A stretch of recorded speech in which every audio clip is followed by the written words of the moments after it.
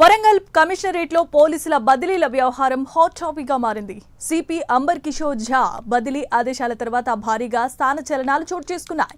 ఈ నెల 7న సిపి బదిలీ కాగా 9న 40 మందికి పైగా పోలీసులు బదిలీలు అయ్యారు.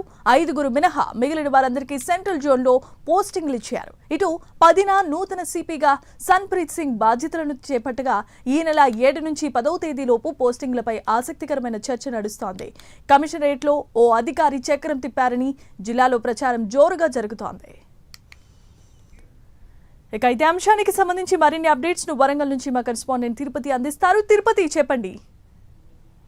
జమీమా, వరంగల్ పోలీస్ కమిషనరేట్ లో జరిగినటువంటి పోలీస్ సిబ్బంది బదిలీల వ్యవహారం చర్చనీయాంశంగా మారింది. పాత సిపి అంబర్ కిషోర్ ఝా బదిలీపై వెళ్తున్నటువంటి రోజే భారీగా బదిలీలు జరగడంతో పోలీసు వర్గాల్లో కావచ్చు జిల్లాలో తీవ్ర చర్చ కొనసాగుతుంది. 7వ తేదీన సిపిని బదిలీ చేస్తూ రాష్ట్ర ప్రభుత్వం ఉత్తర్వులు జారీ చేసింది. అయితే 9వ తేదీన 40 మందికి పైగా పోలీస్ సిబ్బంది బదిలీలు పోస్టింగ్లు జరిగాయి. 5గురు మినహా మిగిలిన వారందరికీ సెంట్రల్ జోన్ పరిధిలో పోస్టింగ్ ఇచ్చారు. 10వ తేదీన నూతన పోలీస్ కమిషనర్ గా సన్ప్రీత్ సింగ్ ఛార్జ్ తీసుకున్నారు. ఒకరు బదిలీ, మరొక ఐపీఎస్ అధికారి ఛార్జ్ తీసుకున్నటువంటి వ్యవధిలోనే ఈ పోస్టింగ్ జరగడం, ఈ బదిలీలు జరగడం ఆసక్తికర చర్చ కొనసాగుతుంది. డిపార్ట్మెంట్ లో హాట్ టాపిక్ గా 40 మంది సిబ్బంది బదిలీలపై చర్చ కొనసాగుతుంది. పోలీస్ కమిషనరేట్ పరిధిలో ఓ అధికారి చక్రం తిప్పి బదిలీలపై బదిలీలు చేసినట్టు జిల్లాలో అయితే తీవ్రంగా ప్రచారం కొనసాగుతున్న పరిస్థితి కనబడుతుంది. పోలీస్ కమిషనరేట్ లో ఒకేసారి 40 మంది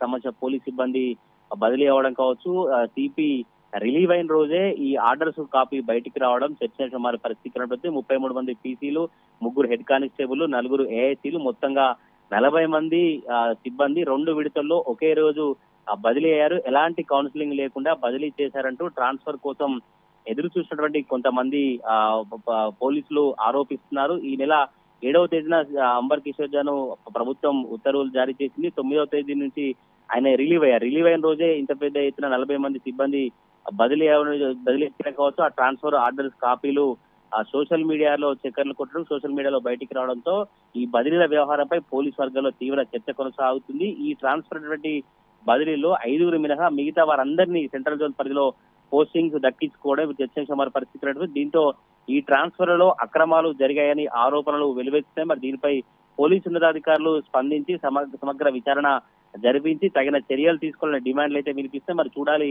నూతన కమిషనర్ ఈ వ్యవహారంపై స్పందిస్తారా, ఈ బదిలీల వివాదానికి స్పందించి ఎట్లా స్పందిస్తారు, సమగ్ర విచారణ చేసి ఎవరైతే ఇందులో ఉన్నారో వారిపై చర్యలు తీసుకుంటారా, ఎట్లాంటి చర్యలు తీసుకుంటారో, ఇంకా వరంగల్ పోలీస్ కమిషనరేట్ లో ఎటువంటి ఆసక్తికర పరిణామాలు కావచ్చు, ఈ బదిలీల వ్యవహారం ఎలాంటి పరిణామాలకు దారితీస్తుందో చూడాలి. Jemimah, right, thanks for the updates.